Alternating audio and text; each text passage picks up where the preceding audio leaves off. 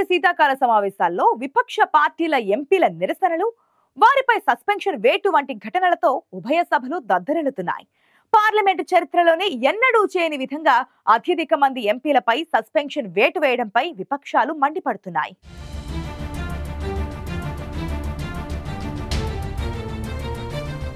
Parliament భద్రతా వైఫల్యం ఘటనకు సంబంధించి కేంద్ర ప్రభుత్వం వివరణ ఇవ్వాలని విపక్ష ఎంపీలు చేస్తున్న నిరసనలు కాస్త వారిపై సస్పెన్షన్ వేటుకు కారణమవుతోంది. ఎంపీల సస్పెన్షన్ పై నిరసనలు మరింత తీవ్రం చేసేందుకు విపక్షాలు ఒక్కటవుతున్నాయా?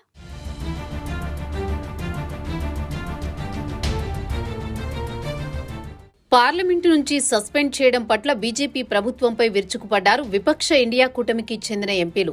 పార్లమెంటును రాజ్యాంగ సమాధిని చేసే శ్మశానంగా ఉత్తర కొరియా అసెంబ్లీగా అభివర్ణించారు. భద్రతా ఉల్లంఘన అంశాన్ని చర్చించకపోవడం బాధాకరమని, ఎంపీలను కాపాడడానికి బదులుగా వాళ్లను సస్పెండ్ చేస్తున్నారని కాంగ్రెస్ జాతీయ అధ్యక్షుడు మల్లికార్జున ఖర్గే దుయ్యబట్టారు. ప్రతిపక్షం లేని లోక్సభను సృష్టించడమే ప్రభుత్వ ధ్యేయంగా కనిపిస్తోందని కాంగ్రెస్ ఎంపీ శశి థరూర్ ధ్వజమెత్తారు. పార్లమెంట్లో ప్రజాస్వామ్య వ్యవస్థ సక్రమంగా పనిచేయాలన్న కోరిక వారిలో లేదని మండిపడ్డారు. మరోవైపు ప్రజాస్వామ్యాన్ని సమాధి చేయాలని అనుకున్నారా? విపక్ష ఎంపీలను బయటకు పంపారని మండిపడ్డారు. శిరోమణి అకాలీదళ్ ఎంపీ హర్సిమ్రత్ కౌర్ బాదల్ మండిపడ్డారు. భద్రతా వైఫల్యం ఘటనపై వివరణ ఇవ్వాలని డిమాండ్ చేసిన సభ్యులపై సస్పెన్షన్ వేటు విధించడం పారదర్శకత, జవాబుదారీ సూత్రాలకు విరుద్ధమని ఎన్సీపీ అధినేత శరద్ పవార్ అన్నారు. పార్లమెంటు భద్రతకు సంబంధించి వివరణ కోరే హక్కు సభ్యులకు ఉంటుందని, జరిగిన ఘటన ఎంత తీవ్రమైందో సభ్యుల నిరసనల ద్వారా తెలుస్తోందన్నారు శరద్ పవార్.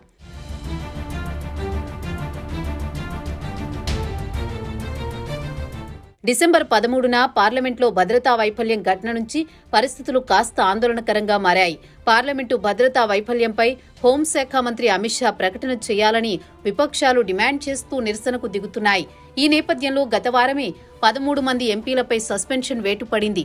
ఆందోళనలను తీవ్రతరం చేయడంతో ఉభయ సభలు వాయిదా పడుతూ వచ్చాయి. ఈ నిరసనల నేపథ్యంలో లోక్సభ, రాజ్యసభల్లో సస్పెన్షన్ల పర్వం కొనసాగుతోంది. మొదట 33 మంది ఎంపీలను సస్పెండ్ చేశారు లోక్సభ స్పీకర్ ఓం బిర్లా. ఈ ఘటన జరిగిన కొంతసేపటికే రాజ్యసభలో 45 మంది ఎంపీలను సస్పెన్షన్ వేటు ఫలితంగా ఈ నెల 18 ఒక్కరోజే 78 మంది ఎంపీలు సస్పెన్షన్ కు గురయ్యారు.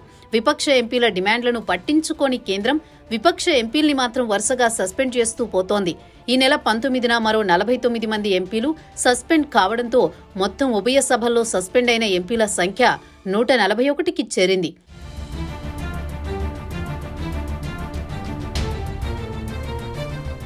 పార్లమెంటులోకి 4 ఆగంతకులు చొరబడి స్మోక్ దాడి చేసిన ఘటనపై కేంద్రం ప్రకటన చేయాలని కోరడమే విపక్ష ఎంపీలు చేసిన నేరమన్నట్లుగా మారిందనే విమర్శలు సైతం వినిపిస్తున్నాయి.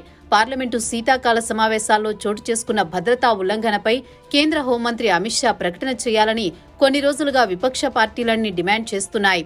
ఈ విషయంపై విపక్షాలు ఏకమవుతున్నాయి. కేంద్ర ప్రభుత్వంపై తీవ్రస్థాయిలో ఆరోపణలు చేస్తూ నిరసనకు దిగాయి. సస్పెండ్ అయిన ఎంపీలు పార్లమెంటు భవనం ముందు ప్లకార్డులతో నిరసనలు చేశారు. లోపల మిగిలి ఉన్న విపక్షాల ఎంపీలు సైతం సభలో గందరగోళం సృష్టించారు. ఈ పరిస్థితుల నేపథ్యంలో ఉభయ సభలు తరచుగా వాయిదా పడుతున్నాయి. విపక్ష ఎంపీల నిరసనలతో పార్లమెంటు ఉభయ సభలు అట్టుడుకుతున్నాయి.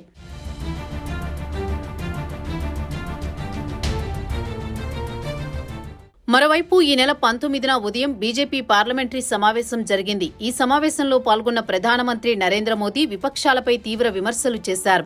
విపక్ష పార్టీ అసెంబ్లీ ఎన్నికల్లో ఘోర వైఫల్యాన్ని తట్టుకోలేకపోతున్నాయని, ప్రజాస్వామ్య విలువలపై నమ్మకం ఉన్న ప్రతి ఒక్కరూ పార్లమెంటు భద్రతా వైఫల్యాన్ని ఖండించాలని, కానీ కొన్ని పార్టీలు సంతోషిస్తున్నాయని, ఈ వైఖరి భద్రతా వైఫల్యం అంత డేంజరస్ అని మోదీ అన్నట్లు తెలుస్తోంది.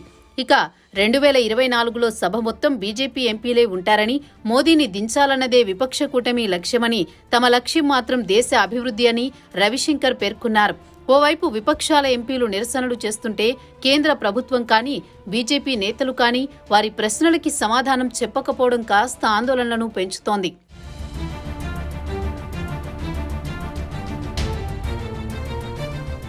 ఈ నెల 13న ఇద్దరు వ్యక్తులు లోక్సభలోకి ప్రవేశించి స్మోక్ గ్యాస్ వదిలి ఎంపీలను భయభ్రాంతులకు గురిచేశారు. గ్యాలరీలో నుంచి సభలోకి దూసుకొచ్చిన టియర్ గ్యాస్ వదిలేయారు. దీంతో ఒక్కసారిగా గందరగోళం నెలకొంది.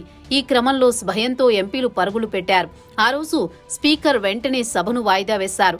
0 అవర్లో ఈ ఘటన జరగ్గా అప్రమత్తమైన భద్రతా సిబ్బంది ఇద్దరు నిందితులను అదుపులోకి తీసుకున్నారు.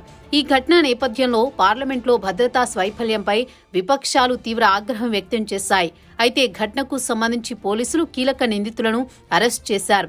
ఈ క్రమంలో దాడి తర్వాత ప్రారంభమైన సమావేశాల్లో విపక్ష సభ్యులు పార్లమెంటు భద్రతా వైఫల్యం ఆందోళన కొనసాగించారు. దీనిపై కేంద్ర హోంమంత్రి అమిత్ షా ప్రకటన చేయాలంటూ పట్టుబట్టారు. ఈ క్రమంలో ఎంపీలపై క్రమశిక్షణా చర్యలు చేపడుతూ స్పీకర్ చైర్మన్ నిర్ణయం తీసుకున్నారు.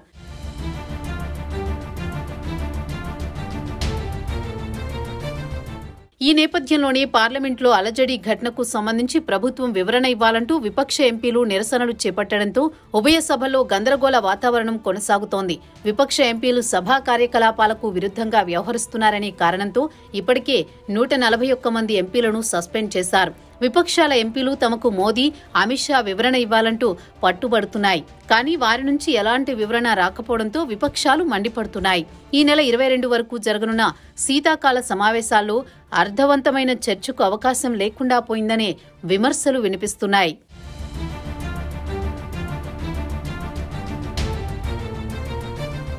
పార్లమెంట్ భద్రతా వైఫల్యంపై విపక్ష ఎంపీల నిరసనల నేపథ్యంలో సభా కార్యకలాపాలకు విరుద్ధంగా వ్యవహరిస్తున్నారనే కారణంతో ఇప్పటికే 141 మంది ఎంపీలను సస్పెండ్ చేశాయి ఉభయ సభలు.